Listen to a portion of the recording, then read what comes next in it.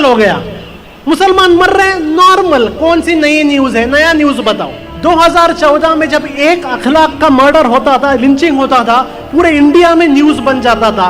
आज पूरे इंडिया में अलग अलग जगह मुसलमानों का कत्ल हो रहा है, किसी को फिक्र नहीं है। Why? The death and killing of Muslims have been normalised. डूबते को तिनके का सहारा। कभी कभी चंद पॉलिटिकल पार्टीज पर इतना भरोसा कर देते हैं, उनके नाम के सामने सिर्फ रजी अल्लाह ताला ना लगाना बाकी रह जाता है।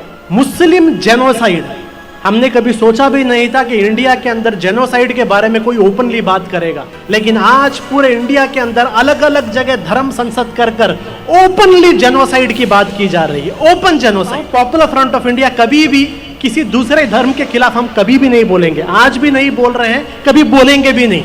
आप फिक्र मत कीजिए उस चीज का, ये हमारा डीएनए नहीं है। मुसलमानों से जुड़ी हुई हर वो सिंबल को नफरत करो, हिजाब से नफरत, हर चीज से नफरत, अजान से नफरत, हर चीज से नफरत। अभी जो सिचुएशन हो रहा है इंडिया में, क्रिमिनलाइजेशन ऑफ इस्लाम चल रहा है। यूपी के अंदर चंद हमारे मुसलमान साथी एक रेलवे स्टेशन के कॉर्नर में जाके नमाज पढ़ रहे थे, उन पर भी केस। आप लोगों को याद होगा एक जमाना था, आप एयरपोर्ट में जाओ, रेलवे स्टेशन में जाओ, कहीं पर भी शादी में महल में जाओ, कहीं पर भी जाओ, नमाज का वक्त होते ही मुसलमान एक कोने में रुककर, किसी को डिस्टर्ब किए बगैर एक कॉर्नर में रखकर मुसलमान अपना नमाज पढ़ते थे। क्योंकि हमारे लिए नमाज जगह देख के नहीं पढ़ी जाती, हमारे लिए नमाज टाइम देख के पढ़ी जाती है। एक कोने में रुककर हम पढ़ते थे, किसी को भी प्रॉब्लम नहीं होता था। लेकिन आज मुसलमानों का नमाज पढ़ना ही एक टेरर एक्टिविटी हो गया है। मुसलमानों का नमाज पढ़ना टेररिज्म हो गया है, terror activity, it's a crime. ये इतने सालों का काम है। आप लोग पूछ रहे हैं सिचुएशन कब चेंज हुआ? आरएसएस ने क्या किया? ये किया।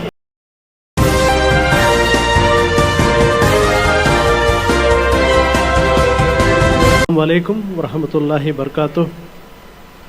स्टेज पे बैठे आज के हमारे प्रेसिडेंट शेख अंसारी साहब, पॉपुलर फ्रंट के दीगर स्टेट लीडर्स और हमारे दीगर गेस्ट, मेरे सामने बैठे हुए मेरे भाइयों बहनों, आप सबका मैं पॉपुलर फ्रंट ऑफ इंडिया के नेशनल कमेटी के तरफ से भी शुक्रिया अदा करता हूं, क्योंकि आज आप अल्हम्दुलिल्लाह इतने बड़े एक तादाद में आप लोग यहाँ पर आए। मैं बार बार एक चीज़ कहता हूँ कि, और यहाँ पर भी कहना चाहूँगा कि पॉपुलर फ्रंट ऑफ इंडिया के प्रोग्राम में आना ये बहुत बड़ी बात है। कोई दूसरे प्रोग्राम में जाना, किसी फंक्शन में जाना, वो कोई बड़ी बात नहीं है, कोई भी जा सकता है।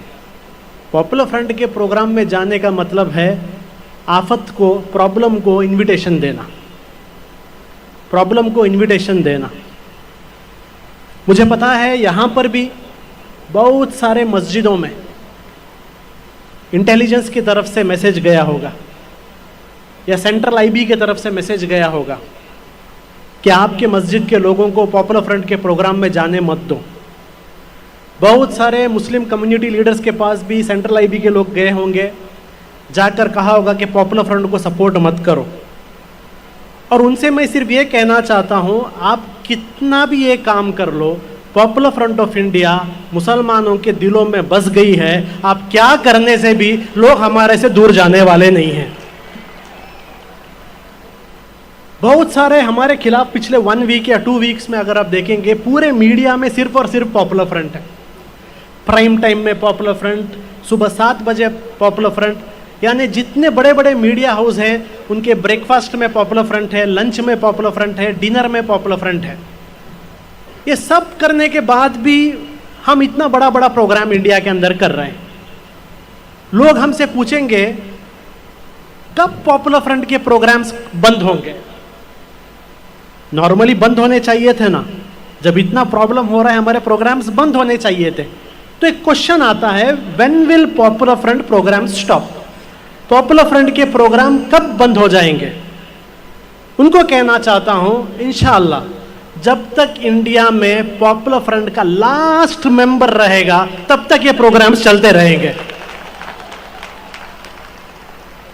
और अगर वो लास्ट मेंबर भी खत्म हो गया तो पॉपुलर फ्रंट का जो माइंडसेट है, जब तक ये माइंडसेट रहेगा तब तक इंडिया में पॉपुलर फ्रंट का काम चलते रहेगा।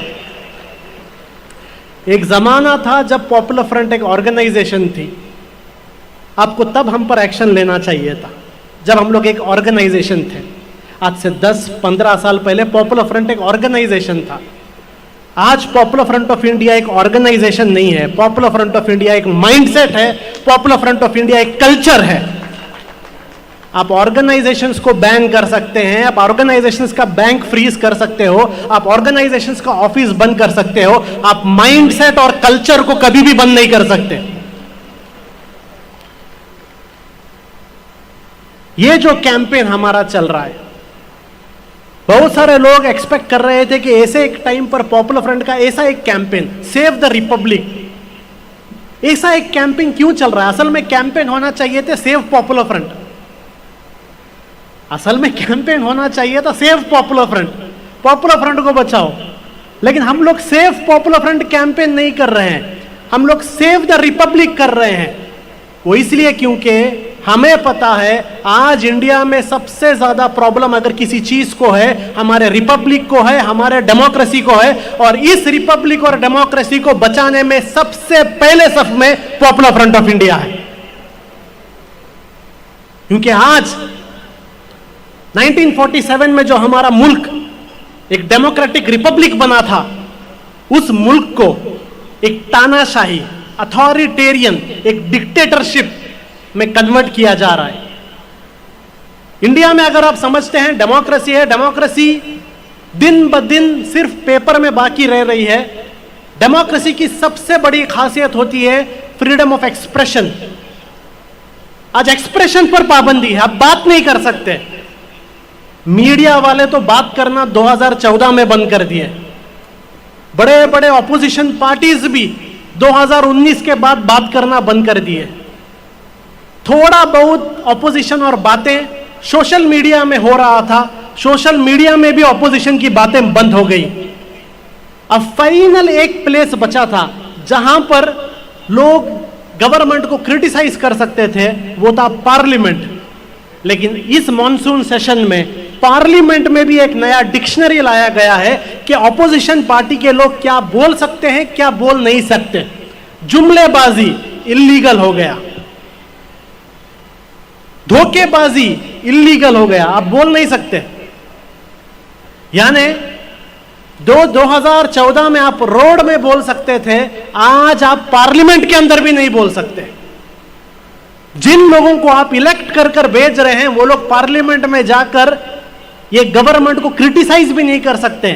तो फिर प्रॉब्लम किसको है? प्रॉब्लम किसी एक मुस्लिम कम्युनिटी या दलित या ट्राइबल को नहीं है, सिर्फ प्रॉब्लम आज इंडिया में पूरे के पूरे डेमोक्रेसी को है, पूरा का पूरा रिपब्लिक को है। यह प्रॉब्लम आज इंडिया के अंदर है और इस प्रॉब्लम को लोगों के सामने हम लेके जा रहे हैं। आप लोग जानते होंगे डेमोक्रेसी को बचाने वाले जो इंस्टीट्यूट्स होते हैं, डेमोक्रेसी को बचाने के लिए चंद इंस्टीट्यूट होते हैं। हमारे संविधान, हमारे कॉन्स्टिट्यूशन में चंद इंस्टीट्यूट्स को डाला गया है जो डेमोक्रेसी को बचाता है। एक एक कर कर सारे उन इंस्टीट्यूशंस को कैप्चर कर दिया गया। चंद लोग पूछते हैं आरएसएस 80 साल से क्या कर रहा था? जब पॉपुलर फ्रंट ऑफ इंडिया, हम लोग आरएसएस के संघ परिवार एजेंडा के बारे में यहां वहां कैंपेन करते थे, लोग हमसे पूछते थे, मैं आप लोग पागल हो क्या? क्या कर रहा है आरएसएस? कुछ भी तो नहीं कर रहा है, वो लोग तो पावर में भी नहीं है।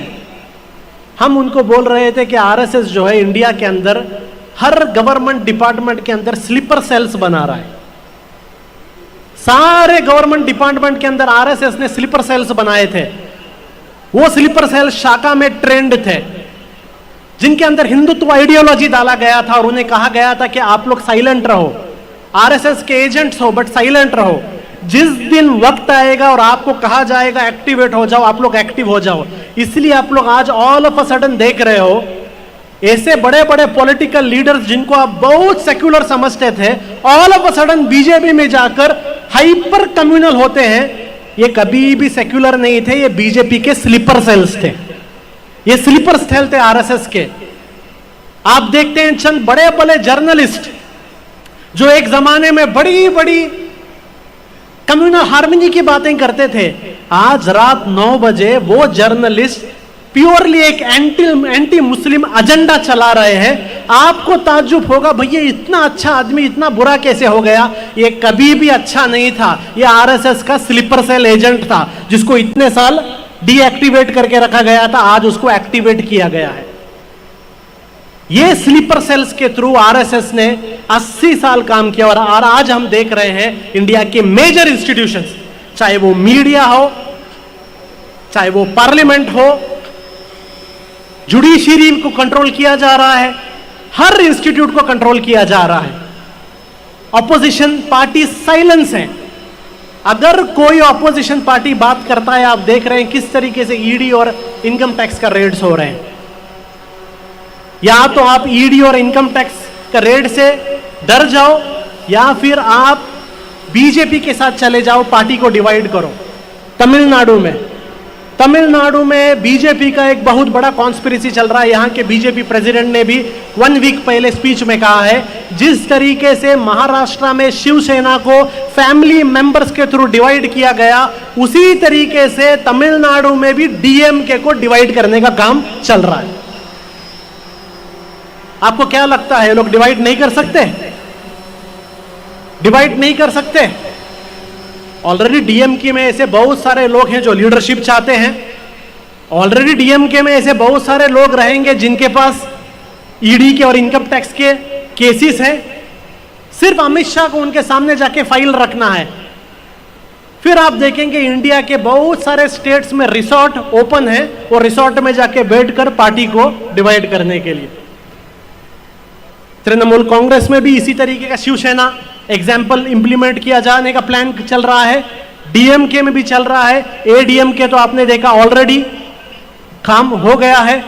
तो इंडिया में जितने भी बड़े बड़े ऐसे रीजनल पार्टीज हैं, टीआरएस है, ये सारे बड़े बड़े रीजनल पार्टीज में same to same Shiv Sena formula इस्तेमाल किया जा रहा है उसको डिवाइड करने के लिए। ये पावर गवर्नमेंट आज इंडिया में रखती है। मैं ये आप लोगों के सामने इसलिए कह रहा हूं क्योंकि मेरे सामने ज्यादातर मुसलमान हैं। हमारी एक आदत है, डूबते को तिनके का सहारा, डूबते को तिनके का सहारा। कभी कभी चंद पॉलिटिकल पार्टीज पर इतना भरोसा कर देते हैं, उनके नाम के सामने सिर्फ रजी अल्लाह ताला ना लगाना बाकी रह जाता है। सिर्फ उतना बाकी रहता है, बाकी सब हो जाता है। हमें यह बचा लेंगे, हमें यह बचा लेंगे। महाराष्ट्र में देखिए ऐसी तारीफें उद्धव ठाकरे की, पार्टी खत्म हो गई उसकी। आपको क्या लगता है, तमिलनाडु में जिन लोगों को आप मसीहा समझते हैं, कल उनकी पार्टी को ये लोग अगर डिस्ट्रॉय करेंगे, कौन सा मसीहा आपका रहेगा? अगर तृणमूल को ये लोग डिवाइड कर देते हैं, कौन सा मसीहा रहेगा? तो ये जो एक मेंटेलिटी है, एक यहां वहां मसीहा को ढूंढने की, वो मेंटेलिटी छोड़िए। ये मेंटेलिटी कहीं काम आने वाले नहीं है। आपको अपने पैरों पर खड़ा होना होगा, एम्पावर्ड होना होगा, खुद मुख्तार होना होगा। ये दूसरों पर जो डिपेंडेंसी है, डिपेंडेंसी में हम नहीं जाएंगे, अलायंस में जाइए, अलायंस में जाइए, डिपेंडेंसी में मत जाइए। क्योंकि डिपेंडेंसी में आप सिर्फ और सिर्फ कूली का काम करेंगे, अलायंस में आप पार्टनर का काम करेंगे, याद रखिए। और पार्टनर कूली से बेहतर होता है। ये एक चीज हमें सोचनी होगी कि आज से 5-10 साल बाद क्या होगा। आज के बारे में मत सोचिए, 5-10 साल के बाद सोचिए। तो ये एक अथॉरिटेरियन सिस्टम इंडिया के अंदर आ रहा है। इसके साथ अगर आप देखेंगे मुस्लिम जेनोसाइड, हमने कभी सोचा भी नहीं था कि इंडिया के अंदर जेनोसाइड के बारे में कोई ओपनली बात करेगा। हम तो सोचते थे जेनोसाइड तो वो तो सिर्फ आर्मेनिया में हो सकता है, या फिर बोस्निया में हो सकता है, या फिर कंबोडिया में हो सकता है, या फिर रवांडा में हो सकता है। हमारे इंडिया में जेनोसाइड के बारे में बात करना ही इलीगल है करके हम सोच रहे थे। लेकिन आज पूरे इंडिया के अंदर अलग अलग जगह धर्म संसद कर कर ओपनली जेनोसाइड की बात की जा रही है, ओपन जेनोसाइड। और किसी को प्रॉब्लम नहीं है, मीडिया को प्रॉब्लम नहीं है, पुलिस को प्रॉब्लम नहीं है, पॉपुलर फ्रंट के प्रोग्राम्स में हमें पुलिस के तरफ से इंस्ट्रक्शंस आता है, अब क्या बोलना है क्या नहीं बोलना है। मैं एक चीज बताता हूं, पॉपुलर फ्रंट ऑफ इंडिया कभी भी किसी दूसरे धर्म के खिलाफ हम कभी भी नहीं बोलेंगे, आज भी नहीं बोल रहे हैं, कभी बोलेंगे भी नहीं। आप फिक्र मत कीजिए उस चीज का, यह हमारा डीएनए नहीं है। लेकिन मैं उसी पुलिस से, उसी मीडिया से, उसी सिक्योरिटी एजेंसी से मैं पूछना चाहता हूं, जब आपके आंखों के सामने धर्म संसद कर पूरे के पूरे मुस्लिम कम्युनिटी का जेनोसाइड की बातें हो रही है, तब आपको उसके अंदर हेट स्पीच नजर नहीं आता? मोहम्मद जुबैर के एक ट्वीट में आपको हेट स्पीच नजर आ जाता है, लेकिन हर दिन सोशल मीडिया वीडियोस कर मुसलमानों का कत्लेआम करने के स्पीचें होती हैं, मुसलमान औरतों का रेप के स्पीचेस होते हैं, इसमें आपको हेट स्पीच नजर नहीं आता। वो इसलिए क्योंकि आज संघ परिवार ने इंडिया में एंटी मुस्लिम हेट को नॉर्मलाइज कर दिया है। नॉर्मलाइज का मतलब होता है किसी को भी पड़ी नहीं है। कल मैंगलोर में एक 18 साल के मुसलमान नौजवानों का कत्ल हुआ। कल एक दिन पहले आप देखते हैं नॉर्थ इंडिया के एक रियासत के अंदर कत्ल हुआ। यानी 2014 में जब एक अखलाक का मर्डर होता था, लिंचिंग होता था, पूरे इंडिया में न्यूज बन जाता था। आज पूरे इंडिया में अलग अलग जगह मुसलमानों का कत्ल हो रहा है, किसी को फिक्र नहीं है। Why the death and killing of Muslims have been normalised. Normal हो गया, मुसलमान मर रहे हैं, नॉर्मल। कौन सी नई न्यूज है? नया न्यूज बताओ। ये जो एक normalisation of anti Muslim crimes है, ये बहुत बड़ा एक डेंजर हमारे मुल्क के सामने है। ये जेनोसाइड का अगर आप देखेंगे, मैं हमेशा मेरे पुराने स्पीचों में सिंबलाइजेशन के बारे में बोल रहा था। सिंबलाइजेशन का मतलब मुसलमानों से जुड़ी हुई हर वो सिंबल को नफरत करो। हिजाब से नफरत, हर चीज से नफरत, अजान से नफरत, हर चीज से नफरत। अभी जो सिचुएशन हो रहा है इंडिया में, क्रिमिनलाइजेशन ऑफ इस्लाम चल रहा है। यूपी के अंदर चंद हमारे मुसलमान साथी एक रेलवे स्टेशन के कॉर्नर में जाके नमाज पढ़ रहे थे, उन पर भी केस। आप लोगों को याद होगा एक जमाना था, आप एयरपोर्ट में जाओ, रेलवे स्टेशन में जाओ, कहीं पर भी शादी में महल में जाओ, कहीं पर भी जाओ, नमाज का वक्त होते ही मुसलमान एक कोने में रुककर, किसी को डिस्टर्ब किए बगैर एक कॉर्नर में रखकर मुसलमान अपना नमाज पढ़ते थे। क्योंकि हमारे लिए नमाज जगह देख के नहीं पढ़ी जाती, हमारे लिए नमाज टाइम देख के पढ़ी जाती है। एक कोने में रुककर हम पढ़ते थे, किसी को भी प्रॉब्लम नहीं होता था। लेकिन आज मुसलमानों का नमाज पढ़ना ही एक टेरर एक्टिविटी हो गया है। मुसलमानों का नमाज पढ़ना टेररिज्म हो गया है, terror activity, it's a crime. ये इतने सालों का काम है। आप लोग पूछ रहे हैं सिचुएशन कब चेंज हुआ? आरएसएस ने क्या किया? ये किया कि एक मामूली एक कॉर्नर में नमाज पढ़ना भी क्राइम हो गया है, अजान देना भी क्राइम हो गया है, हिजाब पहनना भी क्राइम हो गया है, हलाल खाना भी क्राइम हो गया है। और अभी इसका और एक स्टेज में वो लोग आ गए हैं। यह आप लोगों के लिए बहुत जरूरी बात है जो मैं आपके सामने रखना चाहता हूं। अभी नया फेज में जो आप आए हैं वो ऑर्गेनाइजेशन का फेज है। ऑर्गेनाइजेशन का फेज, जेनोसाइड का मतलब यह है ऑर्डिनरी लोग जिनका क्राइम से कोई लेना देना नहीं है, ऐसे ऑर्डिनरी लोगों के हाथों में वेपन्स पहुंचा रहे हैं और ऐसे ऑर्डिनरी लोगों को वेपन्स ट्रेनिंग देकर मुस्लिम्स कत्ल करने का ये लोग प्लान बना रहे हैं। और उसी का मिजाज आप देख रहे हैं पूरे इंडिया के अंदर। आरएसएस और संघ परिवार की तरफ से आप देखेंगे वेपन्स ट्रेनिंग दिया जा रहा है। ये वेपन ट्रेनिंग क्या है? ये वेपन्स ट्रेनिंग क्या है? ये जेनोसाइड का ऑर्गेनाइजेशन जो फेज है, स्टेज है, उस स्टेज का हिस्सा है जिसमें ऑर्डिनरी लोगों के हाथ में वेपन्स दिया जा रहा है।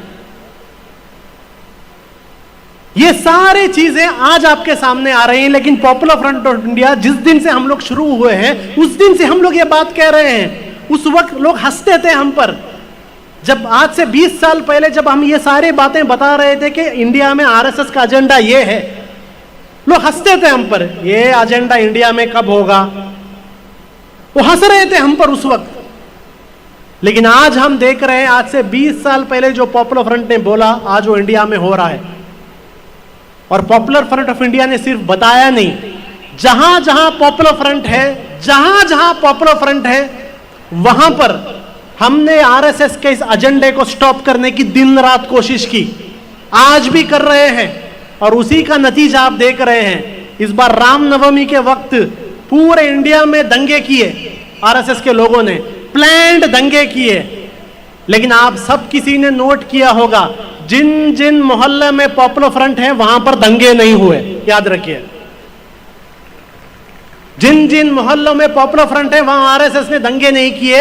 यहां तक के इंटेलिजेंस के लोग यहां तक कह रहे थे कि जिस गली में भी पॉपुलर फ्रंट का पोस्टर लगा है उस गली में आरएसएस वाले नहीं आते। और ये पूरी इंडिया की बात है। ये काम हम लोग किए पिछले 20 साल से, अवेयरनेस ऑर्गेनाइज किए, लोगों को अवेयर किए, लोगों को आरएसएस का एजेंडा क्या है बताए, और इसलिए आज हमें टारगेट किया जा रहा है। इसलिए हमें टारगेट किया जा रहा है। आप ये मत समझिए आज ही टारगेट हो रहा है, जिस दिन से हम शुरू हुए उस दिन से हमें टारगेट किया जा रहा है। कितने क्या हमारे भाई शहीद हुए हैं, पॉपुलर फ्रंट के कितने भाई शहीद हुए हैं, तमिलनाडु में, केरल में, कर्नाटका में। इस साल में हमारे भाई शहीद हुए, ये साल में। उन्होंने सोचा हमारे पॉपुलर फ्रंट के मेंबर्स को कत्ल करके पॉपुलर फ्रंट को डराया जाएगा। हमारी तंजीम ऐसी है, जब हमारे मेंबर शहादत पाते हैं हम डरते नहीं, हमारे अंदर हिम्मत और आ जाती है। और वही आज पूरे इंडिया के अंदर हम देख रहे हैं, और बढ़ रहा है। फिर उन्होंने लोकल पुलिस को यूज किया फेक केस डालने के लिए, हुआ नहीं। फाइनली आज आरएसएस बीजेपी गवर्नमेंट को ऑर्डर दे रहा है कि हम पॉपुलर फ्रंट को रोक नहीं सकते। हमने 20 साल कोशिश की, हम रोक नहीं सकते। अभी आप लोग गवर्नमेंट एजेंसीज को इस्तेमाल करके, ईडी, एनआईए, सबको इस्तेमाल करके इन्हें रोकिए। मैं अभी एक बात आपके सामने रख रहा हूं, एक बहुत बड़ा कॉन्ट्रैक्ट आरएसएस के तरफ से बीजेपी को गया है, बीजेपी की तरफ से कॉन्ट्रैक्ट ईडी, एनआईए, आईटी को गया है। वो कॉन्ट्रैक्ट क्या है? पॉपुलर फ्रंट को रोकने के लिए। लेकिन मैं उनसे कहना चाहता हूं, जिस तरीके से 20 साल से आप हमें रोक नहीं सके, इंशाअल्लाह आगे भी आप हमें रोक नहीं सकेंगे।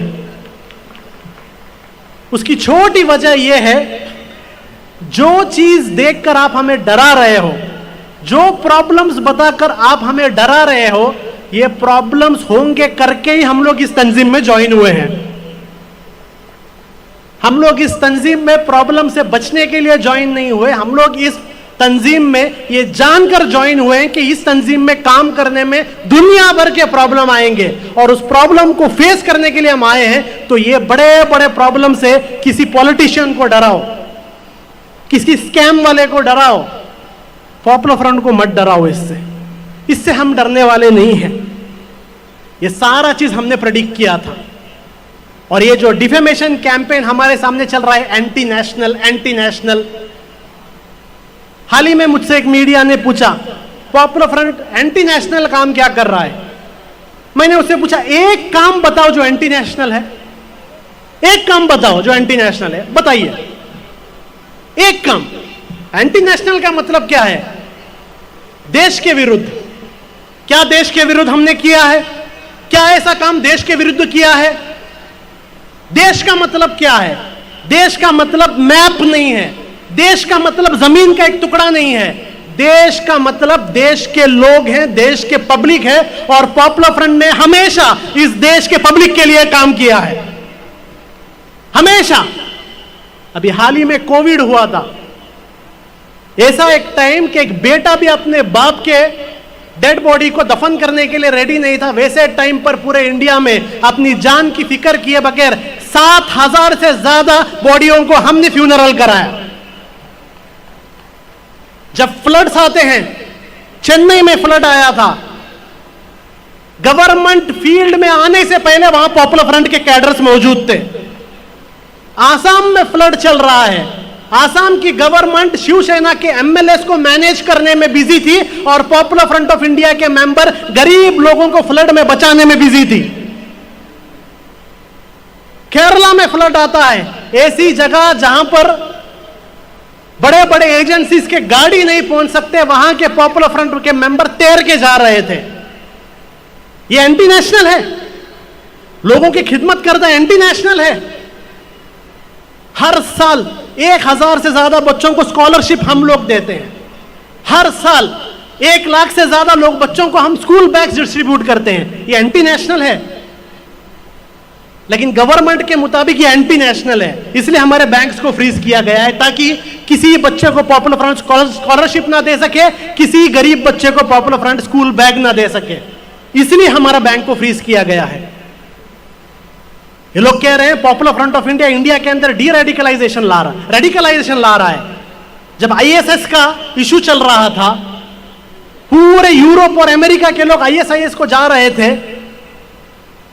5000 से ज्यादा लोग सिर्फ यूरोप से गए हैं। अमेरिका से कितने गए हैं? इंडिया में कितने गए हैं मुसलमान आईएसआईएस में? बताइए कितने गए? 90 भी नहीं गए, 90 भी नहीं गए। 20 करोड़ मुसलमानों में 90 लोग भी नहीं गए। क्यों? कि उस वक्त पॉपुलर फ्रंट जैसी एक ऑर्गेनाइजेशन थी जो इंडिया में one of the first organisation थी जिसने आईएसआईएस के अगेंस्ट एक नेशनल कैंपेन किया था रोड पर। हमारी जैसी एक ऑर्गेनाइजेशन थी। ये सारे काम आपको एंटी नेशनल लगते हैं? असल में पॉपुलर फ्रंट के इसी काम से ही नहीं प्रॉब्लम है कि पॉपुलर फ्रंट ऑफ इंडिया हर चीज में बात करती है। देखिए जितना कमिटमेंट से पॉपुलर फ्रंट ऑफ इंडिया गरीबों के लिए काम कर रही है, मैं बताता हूं आपको, मैं आरएसएस को भी बताना चाहता हूं, जितना कमिटेड हमारा एक मेंबर एक फ्लड में एक गरीब आदमी को बचाने के लिए कमिटमेंट दिखाता है, जितना commitment popular front of India एक गरीब स्टूडेंट को स्कॉलरशिप देने में दिखाती है, उतना ही कमिटमेंट जब भी इंडिया के ये फैसिस्ट इंडिया के आवाम के हक छीनने की कोशिश करेंगे तब भी पॉपुलर फ्रंट ऑफ इंडिया उतना ही कमिटमेंट दिखाएगा। आप खामोश रहो, पॉपुलर फ्रंट भी अपना काम करेगा। लेकिन आप अगर काशी मथुरा किए, अगर आप मुसलमानों के कॉन्स्टिट्यूशनल राइट्स को छीनने की कोशिश करेंगे तो सबसे पहले आपको डेमोक्रेटिक एजिटेशन में पॉपुलर फ्रंट ऑफ इंडिया रास्ते में मिलेगी। तो यह समझना कि पॉपुलर फ्रंट ये सब चीजों से खामोश रहेगा तो वो तो होने वाला नहीं। मैं मेरी बात खत्म करते हुए आप लोगों से एक दरख्वास्त करके मेरी बात खत्म करता हूं। देखिए आज का माहौल मैंने आपके सामने रखा, मुझसे अच्छा आपको पता है। इस माहौल में आप लोगों के सामने 2 ऑप्शन है। एक ऑप्शन ये है जो हो रहा है होने दो, अपने आप सब ठीक हो जाएगा, अपने आप सब ठीक हो जाएगा, अपने आप आरएसएस वाले सुधर जाएंगे, अपने आप वो मुसलमानों से मोहब्बत करना शुरू कर देंगे। या फिर दूसरा ऑप्शन है, ये जो आरएसएस संघ परिवार का फैसिस्ट एजेंडा है, ये जो आरएसएस का जो एक जेनोसाइड करने का एक प्लान है, उस प्लान को रोकने के लिए आपको जो पॉसिबल है वो पॉसिबल काम आप करो। ये 2 ऑप्शन है। पॉपुलर फ्रंट में तो हमने सेकंड ऑप्शन को अपना लिया है। हमने सेकंड ऑप्शन को अपना लिया है वो इसलिए क्योंकि जब भी हमारे घर में कोई बुजुर्ग आदमी आते हैं उनसे हम लोग पूछते हैं 1947 में आप थे क्या? वो कहते हैं हाँ मैं 1947 में था। ब्रिटिश लोगों के टाइम आप थे क्या? हाँ मैं था। जब ब्रिटिश इंडिया में इतना जुल्म कर रहे थे, आपको भी बहुत केसेस हुए होंगे आपके ऊपर, तब वो बुजुर्ग आदमी अगर हमसे कहते हैं नहीं नहीं मेरे ऊपर कुछ भी प्रॉब्लम नहीं हुआ, तब छोटे छोटे बच्चे हम कहते थे इसका मतलब आप ब्रिटिश के खिलाफ कुछ करेज नहीं। ब्रिटिश इतना जुल्म कर रहे थे, आपने ब्रिटिशों के खिलाफ कुछ किया नहीं, ना तो क्विट इंडिया मूवमेंट किया, ना तो नॉन कॉपरेशन किया। अगर आप करते तो आपको भी ब्रिटिश प्रॉब्लम में देते। उसी तरीके से आज से 30-40 साल बाद जब इंडिया में छोटे छोटे बच्चे पूछेंगे, इंडिया में जब डेमोक्रेसी को खत्म करके अथॉरिटेरियनिज्म या आरएसएस बीजेपी ला रहा था, क्या आप लोग उस वक्त थे? हाँ हम उस वक्त थे। आपको उस वक्त उन्होंने बहुत प्रॉब्लम दिया क्या? नहीं, हमें कुछ भी प्रॉब्लम नहीं दिया। इसका मतलब जब वो इंडिया के डेमोक्रेसी को अटैक कर रहे थे, जब वो इंडिया में लोगों के हुकूक को छीन रहे थे, इसका मतलब आपने कुछ भी नहीं किया। क्या शर्म का एक मोमेंट होगा जब छोटे बच्चे आपसे पूछेंगे और आपके पास जवाब नहीं रहेगा। इंशाअल्लाह पॉपुलर फ्रंट का हर एक मेंबर उस वक्त कहेगा हाँ हम लोग थे, हमारे पीछे ईडी आई, हमारे पीछे एनआईए आई, हमारे पीछे इनकम टैक्स आए, हमारे ऊपर केसेस पड़े, हमारे खिलाफ मीडिया आया। हम उनकी सबसे बड़े ऑपोजिशन थे और ये हमारे लिए सर्टिफिकेट होगा, सर्टिफिकेट। आज जो पॉपुलर फ्रंट के मेंबर जेलों में हैं, बेकसूर मेंबर जेल में हैं, हम उनको अपराधी नहीं समझते, हम उन्हें आरोपी भी नहीं समझते। हम समझते हैं वो आज के जमाने में डेमोक्रेसी के सबसे बड़े वॉरियर्स हैं। और आज से 20-30 साल बाद शायद बड़े बड़े लोगों को बच्चे याद नहीं रखेंगे, लेकिन जेल में रहने वाले अनशद फिरोज जैसे लोगों को इंशाअल्लाह लोग याद रखेंगे, क्योंकि ये वो लोग थे जिन्होंने डेमोक्रेसी को बचाया, जिन्होंने जालिम के सामने हक की बात बोली, अपने प्रॉब्लम्स की परवाह किए बगैर। तो आप लोगों के सामने भी ये दो ऑप्शन हैं, या तो खामोश रहिए और जो प्रॉब्लम आता है आंख बंद कर सह लीजिए, या फिर इंडिया के अंदर हमारे सामने आज भी जो अलग अलग डेमोक्रेटिक मीन्स हैं, उस डेमोक्रेटिक मीन्स को इस्तेमाल कर कर जुल्म के सामने आवाज उठाइए। इंशाअल्लाह अगर आप लोग इस दूसरे ऑप्शन में आएंगे, पॉपुलर फ्रंट ऑफ इंडिया की तरफ से हम आपसे वादा करते हैं आपके साथ हर कदम इंशाअल्लाह पॉपुलर फ्रंट रहेगा। एक बड़ा सवाल है जिसका जवाब आने वाला 20 साल डिसाइड करेगा। हमारे सामने ऑप्शन है, मैं ये सवाल आपके सामने रखकर कि आप कौन से ऑप्शन में जाएंगे और आने वाला मुस्तकबिल, आने वाले बच्चों को आप कैसा इंडिया देंगे, ये सवाल मैं आपके सामने रखकर मेरी बात को खत्म करता हूं।